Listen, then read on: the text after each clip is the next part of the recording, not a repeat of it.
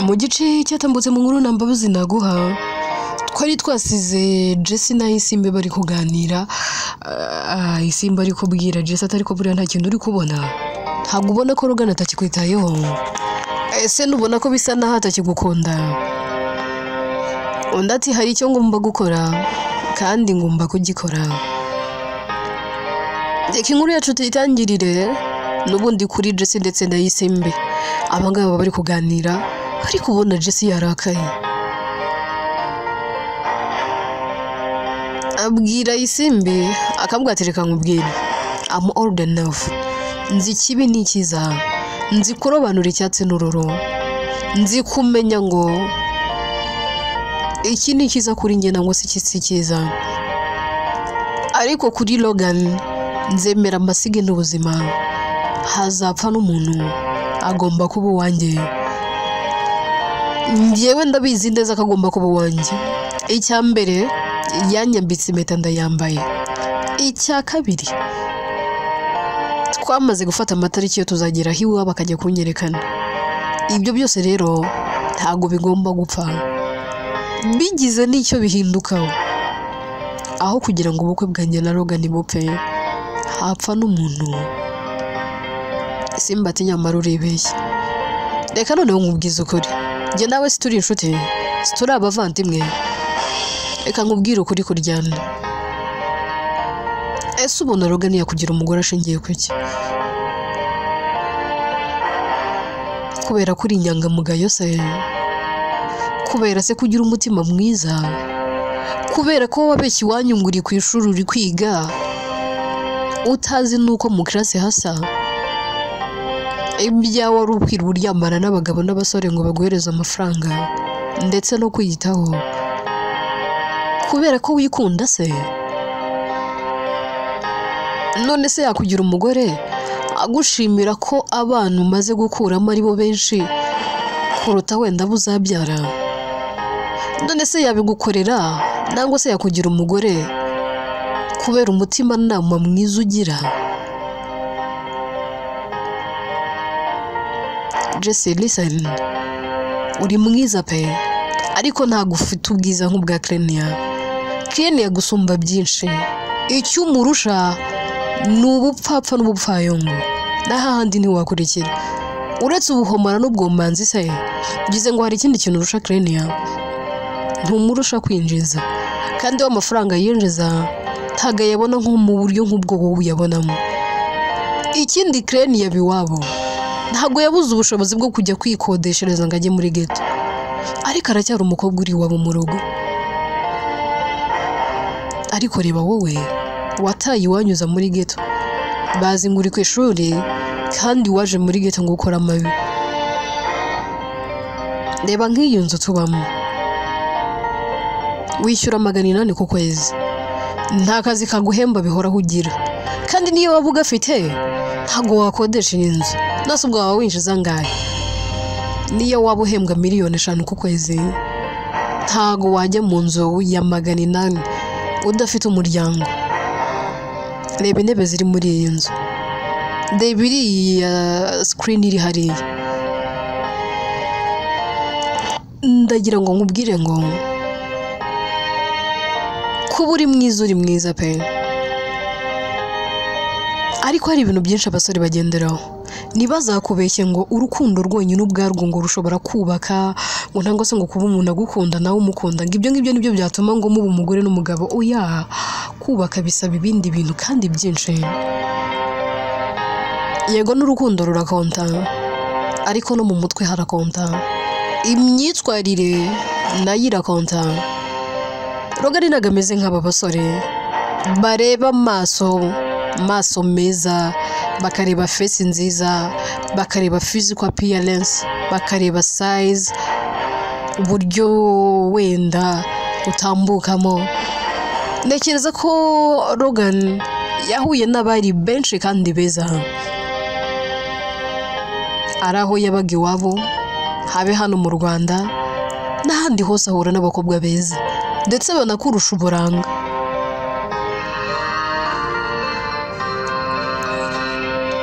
Kuki utibaza impamvu se atigeze agutendeka? ese kuki utibaza impamvu Rugana atigeze agerageza kuryamana nawe n'umunsi n'uyu n'umwe nuko yagukundaga kandi akubaha erega umusore ugukunda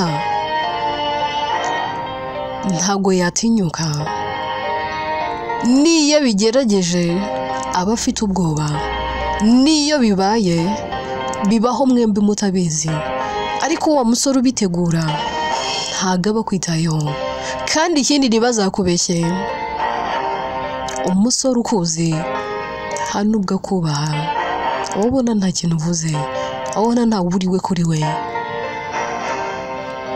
ese reka nkubaze Jesse ndamutse nteretse hari uduseke tubiri kamwe gapfundikiye kandi gapfunduye ako wagira amatsiko menshi kurebamo nakaye Jesse of course nagira amatsiko yo kureba mu gapfundikiye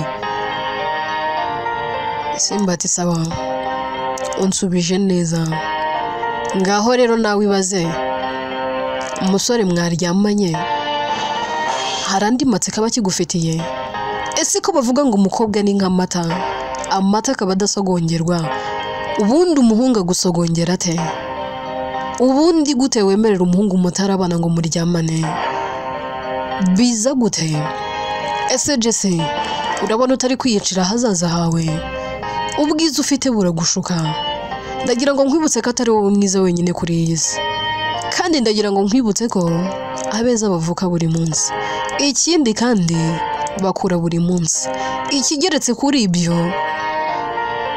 nta muntu mwiza ubaho nta n'umuntu mubi ubaho umuntu aba mwiza mu maso y'umubona aba mwiza mu maso y'umukunda ndetse umuntu akaba mubi mu maso y'umuntu utamwishimiye nangwa se udateze kuzamwishimira nta muntu mwiza ubaho nta n'umuntu mubi ubaho twese turi beza kandi nanone twese turi babi kuko nta gushobora kuba mu mboni za buri wese hari aho ugira bakabona uri igishongore ariko hari naho ugera bakabona nta kintu kirimo rero ibyo byose turabifite turi beza kandi turi n'ababi bitewe n'amaso ariko tureba erega ijambo uri mwiza rishobora kuba byiza nangwa se rikaba ribi bitewe n'uri kubibona cyangwa se n'ubibona rero ntuzigere wiratana ubwiza ikindi impamvu udakwiye kwiratana umubiri ejo n'ejo bundi urapfa bwa bwiza ko butakuzura ko butakongerera iminsi yo kubaho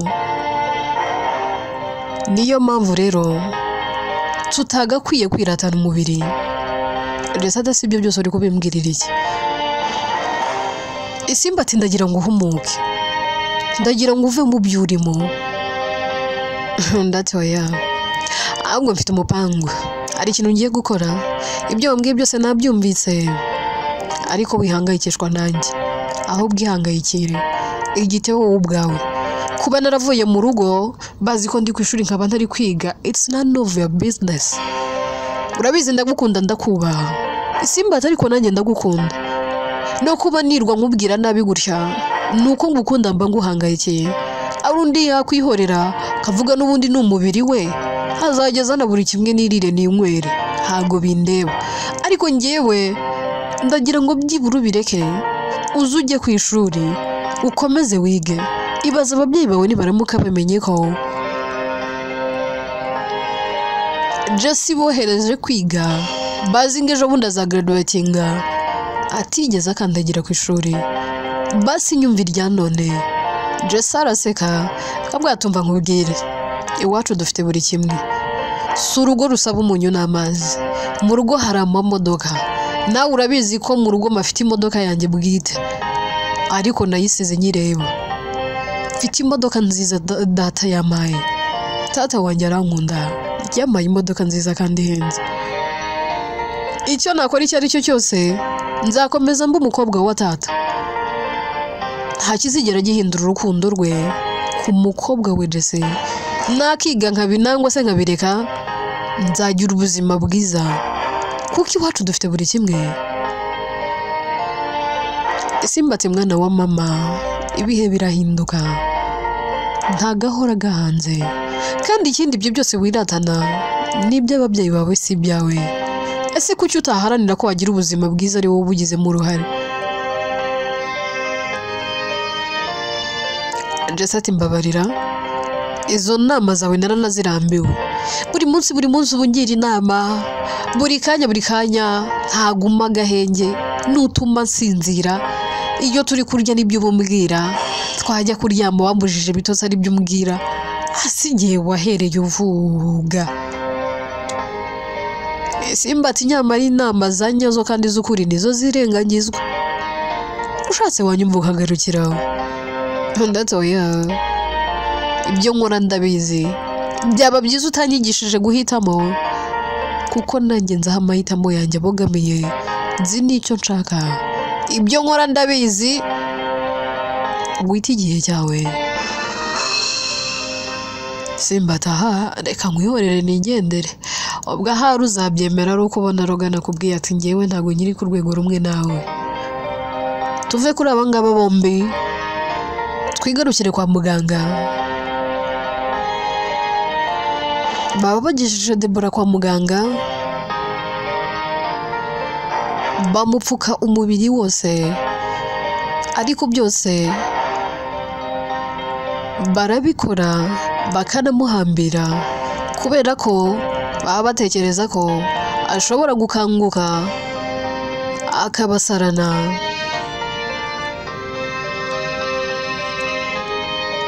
Clenia yegera Carrie akamubwira ati mama, mbabarire, iyo nza kukumvira nkumva ibyo wari uri kumbwira,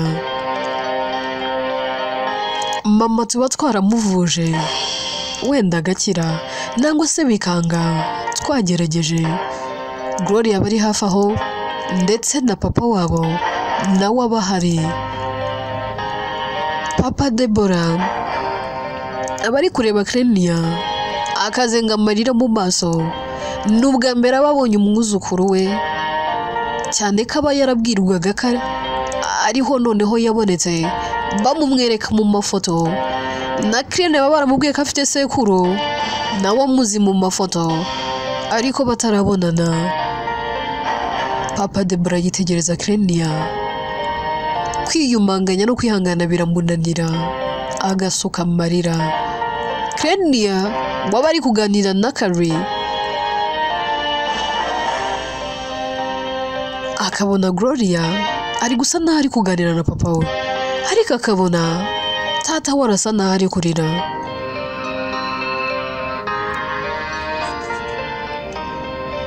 Carrie ahera kakabwira Clenia kabwa ati wait gato, ndiki kibaye? Ndabona grandpa wawe ndetse na auntie wawe wagira ngo bafite ikibazo, kambegere numva ibyo ari byo. Carrie arabegera, nuko begera agahamagara Papa Debora ngo ati daddy, umeze neza? Undi ati meze neza mwana wanjye, ariko ndumva mfite ikiniga kivanze n'ibyishimo. Carrie ati se habaye iki kandi daddy? Undi ati nejejwe no kubona umwuzukuru wanjye, nejejwe no kongera kubona umwana wanjye ari muzima. Nubwo mubonye akuze, ariko naramutekerezaga, mutima wanjye ni wabagutuje. Carrie ati woheze. Papa Debora amutungira urutoki amwereka Clenia. Clenia nawe abamureba akagira ngo birasa naho bamurembuje. Aza basanga Papa Debora kwihangana no kwiyumanganya biramunanira, agahita ahobera Clenia. Clenia biramucanga,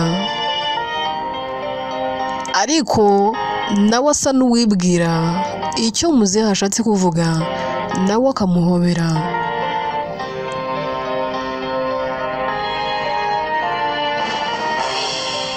Clenia nta kindi kintu akora, afata ukuboko kwa sekuru akamujyana ku ruhande, kabwa ati sogoko, umeze neza? Humura mama araza kumera neza. ayo magambo akiyumva arushaho kurira. Clenia biramucanga kavuga none se grandpa you okay? Mbwira ufite ikihe kibazo? Waba urwaye? Uhangayikiye Deborah se? Humura turaza gukora uko dushoboye, yewe n'ibyo dufite byose twabigurisha, ariko basi akabasha kuba yaba muzima kandi akanabaho. Ntabwo ari we wenyine umuhangayikiye, twese turahangayitse. Aho kugira ngo umuzehe amusubize ahubwo aramuhobera. Kabwa tufite umutima nk'uwo nyogokuru wawe. Mwana wanjye nshimye Imana ko ufite umutima wa kimuntu. Ntago nitaye kuri Deborah, ahubwo nitaye kuri wowe mwana wanjye. Ntago amaso yanjye ari guhaga ko kureba, ndi kumva ntari kwizera ibyo ndi kubona n'amaso yanjye. Mwana wanjye ndagukunda, nagukunda gukira uruhinja, ariko ubu noneho birushijeho, birikubye. Clenia ati grandpa, nibyo twari twaratandukanyijwe n'ibihe, nagiye kure yanyu bishoboka, bitari amahitamo yanjye, ariko aho isi yatwerekeje twagiye tutabihisemo.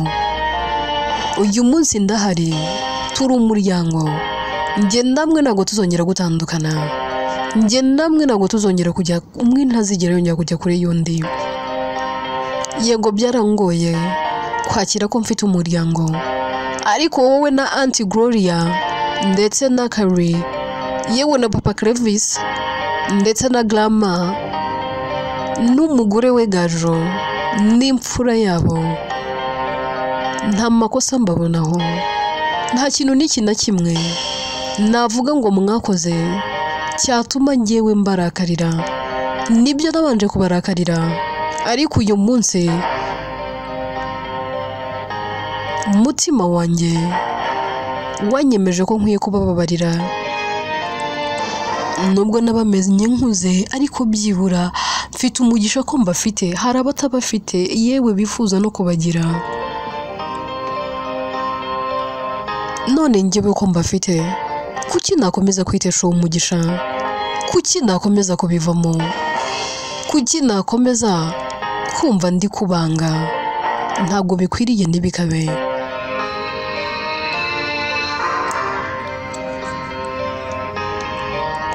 Ati ahubwo grandpa, ndi umwana wawe, icyo uzajya ukenera cyose jya umbwira, yewe nunabishaka n'aka kanya unsaba icyo ushaka. Papa Deborah ati mwana wanjye, icyo nagusaba ni kimwe, byibura ndashaka ko byibura kabiri mu cyumweru uzajya unsura iwanjye. Nushaka ujye uza undamutse, wongere wigendere, ariko making sure ko nakubonye. Kandi ati ibyo ngibyo byonyine, nta kindi grandpa. Ndati hoya, kukubona byonyine bizajya biba bimpagije. Clenia yaheraga akabwira sekuru, kambwira ati ndagusezeranya, ahubwo nzajya nza gatatu mu cyumweru. Nako ako ni gake, buri uko nzajya mva mu kazi mbere yo kwerekeza mu rugo, nzajya mbanza nkunyureho nanakuramutse, ngiye kubigira inshingano. Gusa igihe uzajya uba utambonye, jya umenya ko akazi kambanye kenshi. Aho birasekura seka, kamubwira kamukunda. Karen na Gloria aho baba bari, byose baba bari kubireba. Gloria ati nakifuje ko na Deborah yaba ari hano, akareba uburyo Daddy n'umwana we nangwa se n'umwuzukuru we bahuje urugwiro. Karoti humura, ibintu byose ni gake gake, ndabizi bizajya mu buryo.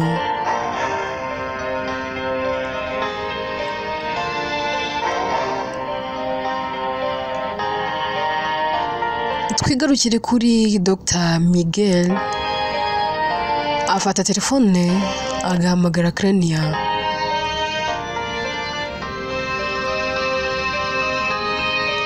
Clenia aramwitaba ndakamubwira ati ndagushaka.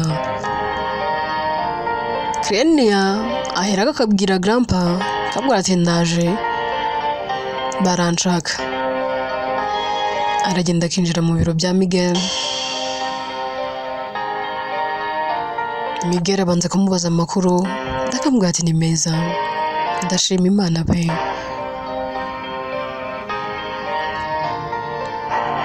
Ahera akamubaza ati none se waba ubizi ko mugenzi wawe Kisha yatorotse ibitaro tutari kumubona kandi hashize umwanya munini, hashize n'amasaha menshi, turetse n'amasaha hari gushira iminsi 2. Clenia ati yego ndabizi, iyo report narayakiriye, ariko nanone Kisha ahantu arameze neza. Yarampamagaye. Miguel atari kayo na makosa yagiye ate yatorotse ibitaro. Clenia atari ko kuba yaragiye n'uburenganzira bwe, nawe arabizi ko kugenda kwe ari ukwihekura. None se nkora iki Miguel? Nakoze uko nshoboye, namuhaye buri kimwe, namwitayeho. Nyuma yuko Hamza agiye nakoze uko nshoboye ngo nkosora amakosa, yegwe nakoze nuko nshoboye ngo mwereke urukundo. Ahara atazagira ngo ndanamwanga.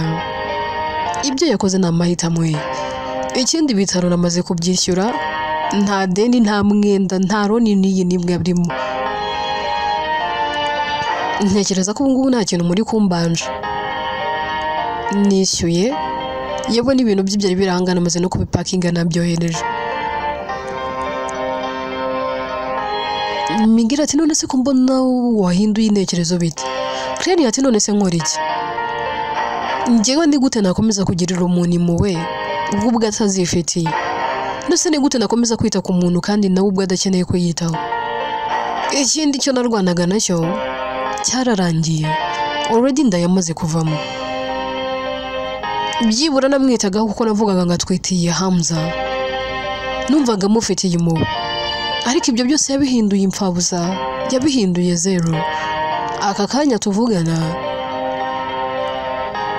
Kisha ashobora kuba rwose isaha n'isaha yakurira indege akagenda, kuko nyuma yuko avuye aha yaguye igihumure, bamujyana kwa muganga bamwongerera amaraso kuko nicyo kibazo yari afite. Akimara kuzanzamuka ndinge muntu wa mbere yavugishije, yewe nanamugeza aho hantu yararwariye.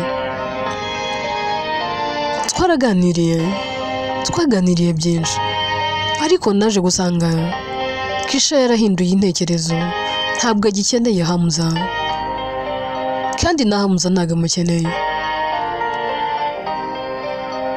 Rero naje gusanga ibyo nashakaga hagati yabo narabahuje biranga, nabarwaniriye ishyaka bibi by'ubusa, kano kanya navuye kwizima. Ntekereza ko ejo Kisha azafata indege akagenda.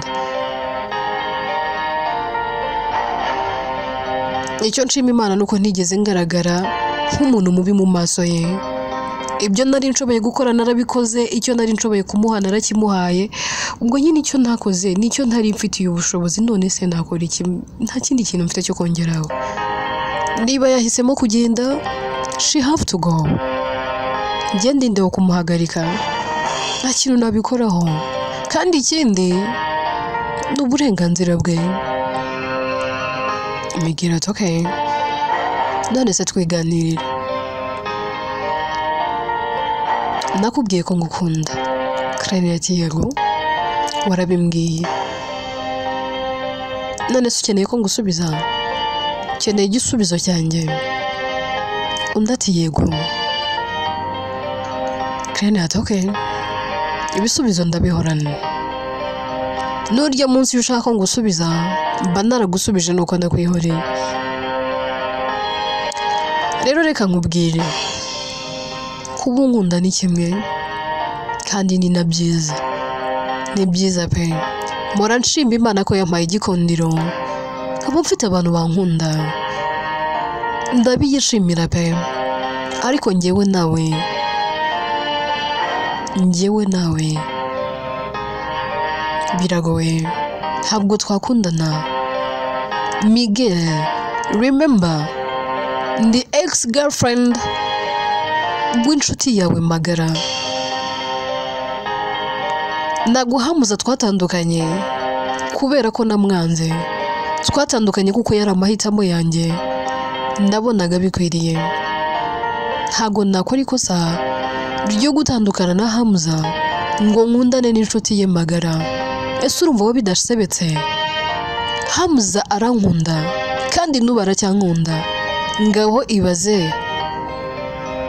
aramutse yisanze inshuti ye magara yizera kandi akunda cyane iri gukundana n'umukobwa akunda n'umutima we wose byaba ari ikimwaro ndetse byaba bisebetse pe Miguel ngufata nka muramu wanjye nubwo byampombeye utazigera ubawe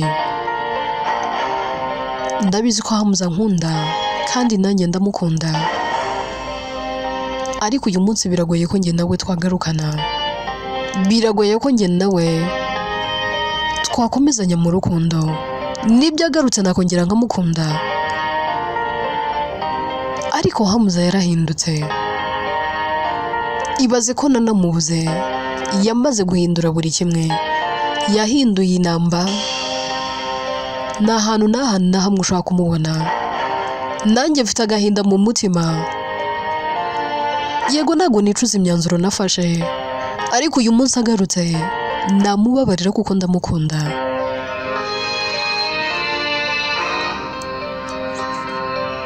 ikindi cyo natinyaga kwari uko wenda umwana we ashobora kuba yabaho ubuzima bubi kandi afite papa na mama none uwo nawe ntakiriho impamvu yari gutuma ntamubabarira iyo mpamvu yavuyeho rero Miguel ntabwo nkwanga ariko ntitwakundana njye nawe ntabwo twakigera nta nubwo tuzigera tubikouple kubera impamvu zitandukanye kandi nawe ukora urakoze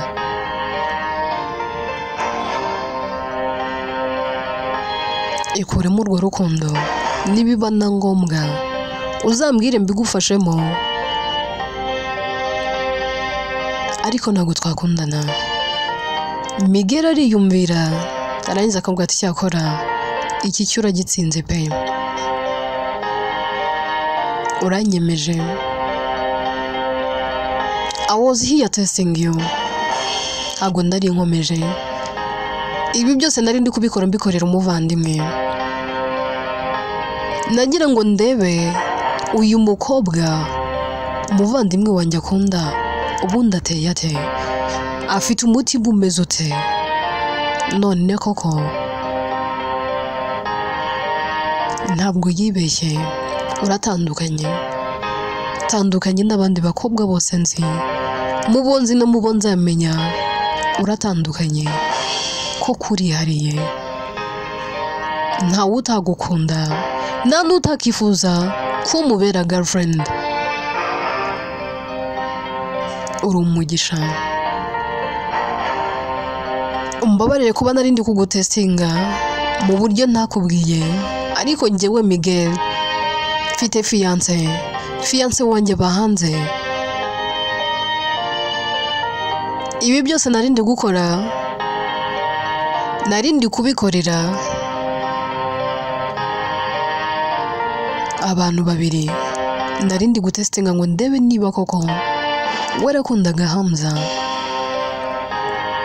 ariko nibyo koko wari umufitiye urukundo rwa nyarwo ariko nanone mfite undi muntu wamaye ikiraka cyo kuba nagutereta ariko uratsinze Claire yati umuntu ninde niba atari Hamza uwo yaba ari ninde wo kubwiye nguze kuneka inkuru yacu reka tuyisubikira ahangaha ese ninde woherejwe na Miguel kuza kuneka Clenia binyuze mu kumutereta.